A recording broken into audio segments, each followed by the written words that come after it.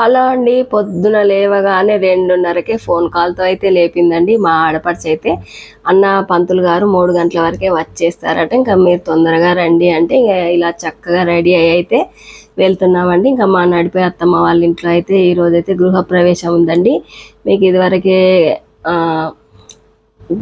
గుమ్మంకి దర్వాజా పెట్టినప్పుడు, స్లాబ్ పోసినప్పుడు అయితే వీడియోస్ పెట్టానండి. ఇంక ఈరోజు అయితే గృహప్రవేశం అవుతుంది.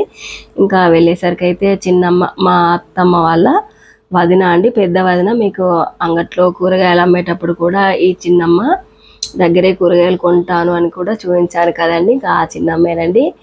ఇంకా బిడ్డ అవుతుంది కదండి, ఇంకా నాకైతే వెళ్ళగానే కాళ్ళకైతే పసుపు రాసేసిందండి. ఇంకా నేను తర్వాత మళ్ళీ పెద్దవాళ్ళు కాబట్టి కాళ్ళు అయితే మొక్కితే, వద్దమ్మా ఎందుకు, నువ్వు కూతురువే కదా అని అయితే అంటుందండి.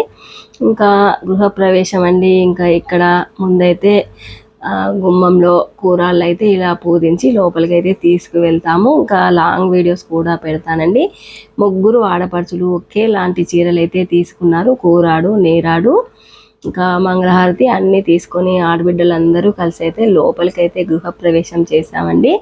ఇంకా మరి నెక్స్ట్ వీడియోలో మళ్ళీ కలుద్దామండి. మా అను కేర్ ఆఫ్ సీను ఛానల్ని సబ్స్క్రైబ్ చేయండి, లైక్ చేయండి, షేర్ చేయండి. ఇంకా వచ్చే వీడియోలన్నీ గృహప్రవేశమే ఉంటాయండి, ఇంకా తప్పకుండా చూసేయండి. ఉంటానండి.